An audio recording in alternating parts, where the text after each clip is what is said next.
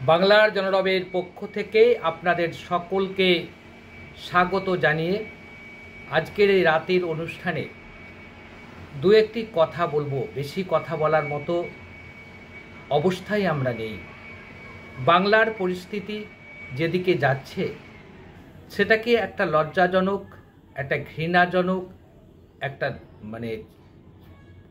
চূড়ান্ত একটা ঘৃণার জায়গায় এসে পৌঁছে গেছে। আমরা কোনোদিন ভাবতে পারিনি যে আইন কলেজের ভেতরে সেই কলেজের ছাত্রীকে ধর্ষণ করা হবে, গণধর্ষণের শিকার হবে। এটা কল্পনা করা যায়, এটা হচ্ছে। রাজ্যের মুখ্যমন্ত্রী নিজেকে মানবিক মুখ বলে প্রচার করে থাকেন।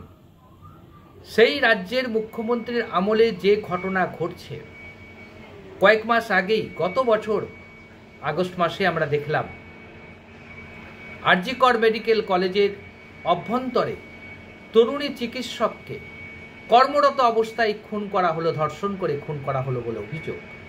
এবং সেই মামলার নিষ্পত্তি এখনো হয়নি। কারা খুন করেছে, কেন খুন করেছে, কোথায় খুন করেছে, কি জন্য খুন করেছে, ওই মেয়েটির অপরাধ কি ছিল, সেটা এখনো আমরা জানতে পারিনি বাংলার সাধারণ মানুষ। আজ গত 25শে জুন যে ঘটনা ঘটল ক্যালকাটা সাউথ কলেজের ল কলেজের ভেতরে, সমস্ত কিছুকে ছাপিয়ে গেল। কোন রাজ্যে আমরা বাস করছি? প্রশ্ন আমাদের এখানে। আমরা কোন রাজ্যে বাস করছি? কোথায় আমরা বাস করছি? বলতে লজ্জা লাগে। একজন রাজ্যের মহিলা মুখ্যমন্ত্রীর আমলে এই ঘটনা পরম্পরাগতভাবে বেড়ে চলেছে। কারণটা কি? কারণটা একটাই, যদি আরজি করের ঘটনার অপরাধীরা শাস্তি পেত, যদি আপনার শামশেরগঞ্জের মূল অপরাধীদের শাস্তি হতো, যদি আপনারা দেখতে পাবেন প্রত্যেকটা স্তরে যেভাবে বাংলার মেয়েদের প্রতি নির্যাতন চলছে, সেগুলো যদি শাস্তি হতো তাহলে কিন্তু এত বড় দুঃসাহস হতো না। বলতে কোনো দ্বিধা নেই।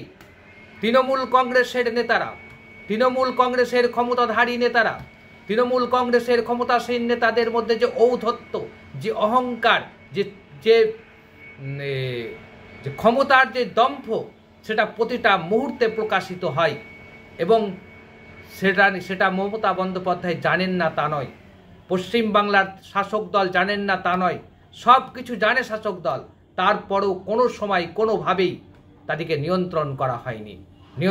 নিয়ন্ত্রণের বাইরে যাওয়া হয়। তৃণমূল কংগ্রেস করলে এ রাজ্যে সব কিছু ছাড় পাওয়া যায়। সেই ছাড়ের জন্যেই মনোজিৎ মিশ্রের মতো একজন অপদার্থ তৃণমূল নেতা, যিনি অপদার্থ টিএমসিপি নেতা, যাকে টিএমসিপি প্রশ্রয় দিয়েছে, যে একের পর এক মন্ত্রী নেতাদের সঙ্গে যার ছবি রয়েছে, সেই মনোজিৎ মিশ্র এই কাণ্ডটা ঘটিয়েছে সাউথ ক্যালকাটা ল কলেজের ভিতরে। লজ্জা লাগে, ঘৃণা লাগে। এই লজ্জা রাখার জায়গা নেই।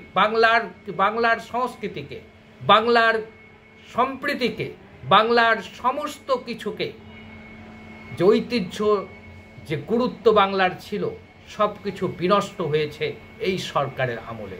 এটা বলতে কোথাও দ্বিধা নেই।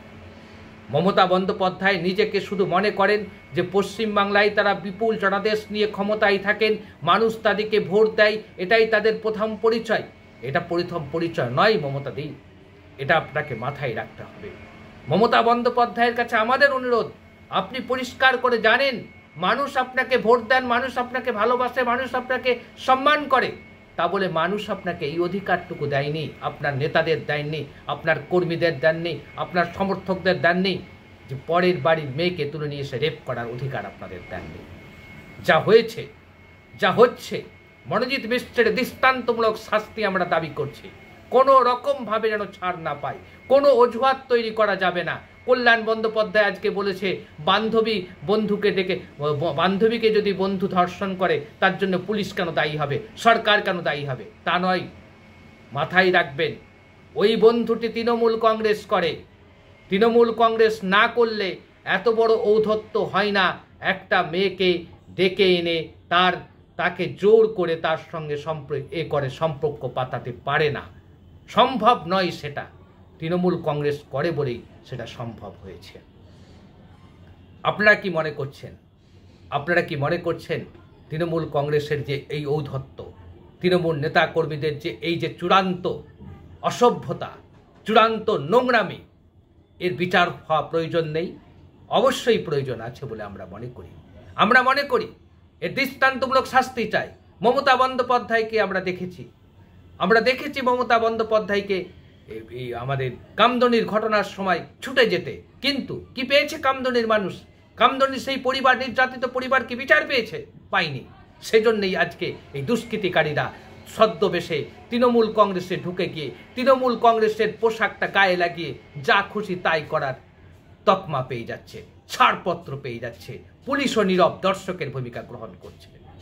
এটা আমাদের কাছে লজ্জার, এটা আমাদের কাছে ঘৃণার। আমরা এর চেয়ে আর কি বলতে পারি বলুন?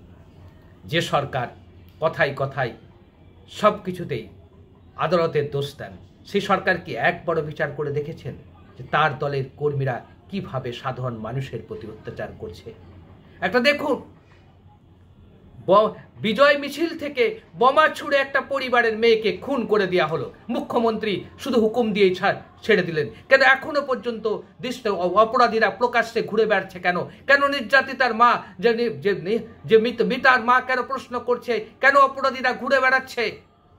এর চেয়ে লজ্জার কিছু নেই? মুখ্যমন্ত্রী মমতা বন্দ্যোপাধ্যায় কি বলবেন? তামান্নার মায়ের উত্তর, তামান্নাকে কেন মরতে হয়েছে সে প্রশ্নের উত্তর জানা নেই। কারণ তৃণমূল কংগ্রেস করলে সব কিছু ছাড়, তৃণমূল কংগ্রেস করলে 7 খুন মাপ। এটা চলতে পারে না। এটা গণতান্ত্রিক দেশ। এই গণতান্ত্রিক রাষ্ট্রে, গণতান্ত্রিক রাজ্যে বসে এ ধরনের অনাচার চলতে পারে না, বেশি দিন চলতে পারে না, চলা উচিত নয়। মাননীয় মুখ্যমন্ত্রী মমতা বন্দ্যোপাধ্যায়, আপনি অনেক লড়াই সংগ্রাম করে ক্ষমতায় এসেছেন। আপনি খুব ভালো করেই জানেন কোনটা চলতে পারে আর কোনটা চলতে পারে না। এখনো সময় আছে। আপনার দলের মধ্যে ভালো ভালো ছেলে মেয়েদেরকে নেন, তোলাবাজদের নেবেন না, চিটিংবাজদের নেবেন না। চিটিংবাজ তোলাবাজে ভরে গেছে তৃণমূল কংগ্রেস, এটা বলতে আমার কোনো দ্বিধা নেই। আপনারা কি ভাবছেন? আপনাদের মতামতের প্রত্যাশায় আজ শেষ করছি।